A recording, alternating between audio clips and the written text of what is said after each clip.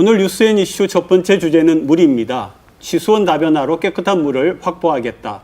낙동강 패널오염 사태 등을 겪은 부산시의 30년 수건 사업인데 최근 이와 관련한 해프닝이 있었죠. 영상부터 보시겠습니다. 경남 의령군과 취수원 다변화 상생협약을 맺은 부산시. 의령군 낙동강 강변 여과수를 취수해 하루 22만 톤을 부산에 공급하고 부산시는 200억 원 규모로 이 지역 농산물 구매를 지원한다는 내용입니다. 부산시장까지 직접 의령을 방문해 협약 체결에 나섰습니다. 아직은 우리가 협약식 내용이 공개가 안 돼 있어서 보이시겠지만 공개가 되면 우리 몸속에 박힌 한 부분이 확 뚫린 것 같은 그런 느낌을 받을 것입니다. 하지만 곧바로 취수지역 주민들의 거센 반발에 부딪혔고 결국 협약을 맺은 지 2주 만에 의령군이 해지를 통보하는 황당한 상황이 벌어졌습니다. 주민 동의 없이 추진이 힘들다는 겁니다. 경남 의령과 합천, 창녕에서 하루 90만 톤을 취수해 부산에 42만 톤의 물을 공급하겠다는 환경부의 계획도 첫 단추부터 꼬이게 된 상황. 두 지자체의 안일한 행정 탓에 30년 수건 사업은 다시 원점으로 돌아가고 행정에 대한 불신만 초래하게 됐습니다. 의령 지역의 강변 여과수를 부산에 공급하고 또 부산은 거기에서 농수산물을 사주겠다. 그래서 상생협약을 맺었는데 사인한 지 2주 만에 이게 무산이 됐습니다. 전체적으로 좀 어떻습니까, 지금?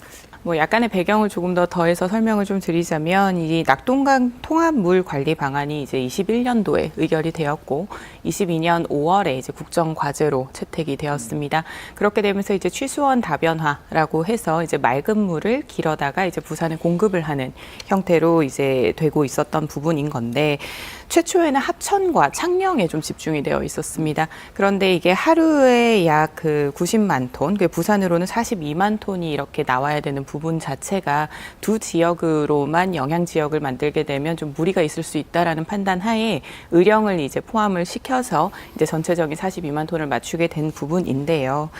부산은 이제 물을 받는 수혜 도시이다 보니까 굉장히 절실하지만 물을 주는 도시의 입장에서는 자신들의 농업이나 축산업에 영향을 줄 수 있다라는 우려가 있어서 이 부분에 대한 잠식이 좀 필요한 상황이었습니다.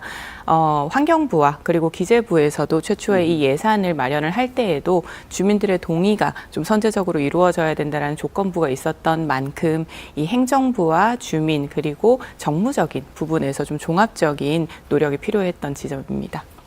이번에 상생협약을 체결을 했는데 이 상생협약이라는 의미가 저희가 그 상생협약을 체결하면 의령군에서 바로 취수원을 공급을 하겠다는 이런 결정이 난 그런 상황은 아니고 네. 일단은 주민 동의가 필요한 그런 상황이기 때문에 주민 동의를 위해서 각 지자체 간에 이제 협력을 구하는 그런 상징적인 의미가 있다고 생각을 하시면 되고 지금까지 상생협약서를 그동안 이렇게 많은 저희가 사업을 진행을 하고 다각화 전략을 펼쳐오면서 한 번도 상생협약이 체결이 된 적이 없었거든요.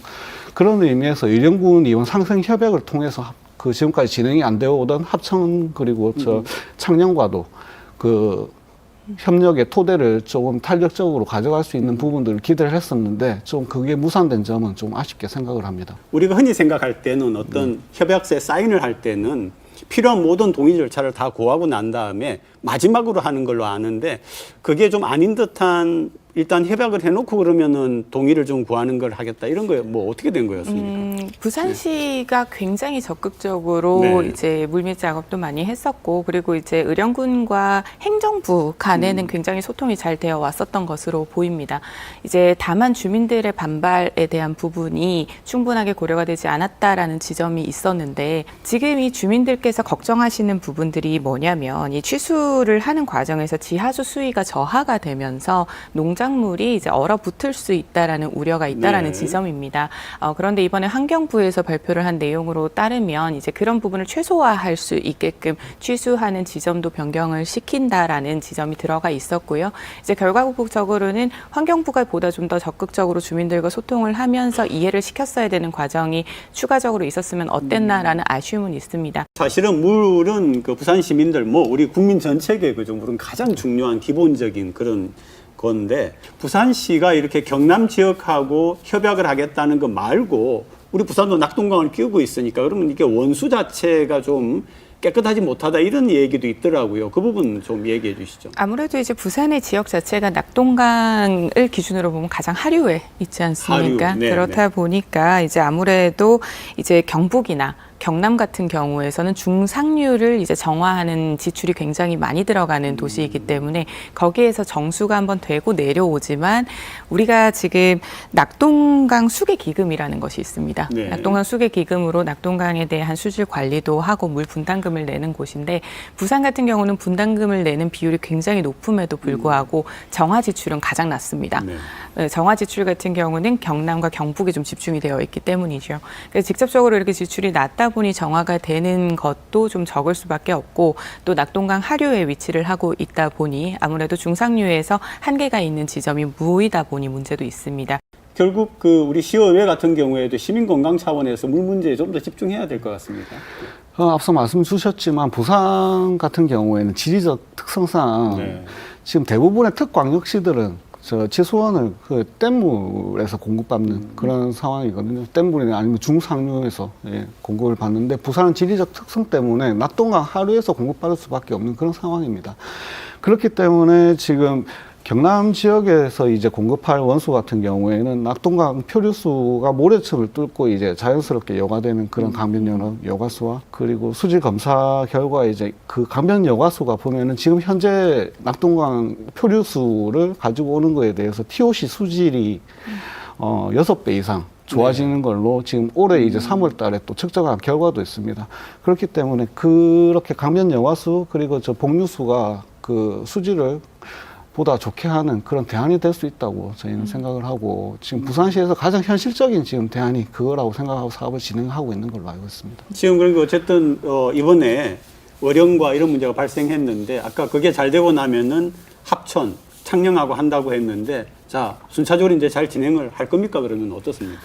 계속해서 하고 있는 것으로 네네. 파악을 하고 있습니다. 아, 네. 시장님 포함해서 이제 행정부, 집행부 자체에서 굉장히 노력을 많이 기울이고 있는 지점인데 말씀드린 것처럼 주민들의 마음을 여는 작업이 굉장히 중요하기 때문에 이제 부산시의 공무원들이 합천이나 창녕 그리고 의령을 굉장히 빈도 높게 방문을 해가면서 환경부가 하는 간담회뿐만 아니라 그러니까 주민과의 밀착 소통. 그래서 실질적으로 어떤 지원이 필요한지 그렇게 하면서 그것을 이제 군의회와 그리고 군청까지도 이어갈 수 있는 작업을 펼치고 있습니다. 약간 시간은 더 필요할 것 같습니다. 이렇게 의령군의 상황이 생겨버렸기 때문에 이 의령군의 상황부터 매듭을 짓고 합천과 창녕으로 이어가야 할 텐데 긍정적인 부분은 이전에는 지원 방안 자체도 논의를 하지 않았지만 최근에는 그 지원 방안에 대해서 관심을 이제 조금씩 가지기 시작했다라는 후문이 있습니다. 조금 시간이 걸리겠지만 국회에서 먼저 이렇게 특별법을 제정을 해주고 그리고 시의 단위에서는 이렇게 지원 방식을 좀 논의를 해간다면 머지않은 기간 내에 이제 국정과제로 채택된 만큼 물 관리가 좀 이루어질 수 있지 않을까 생각합니다.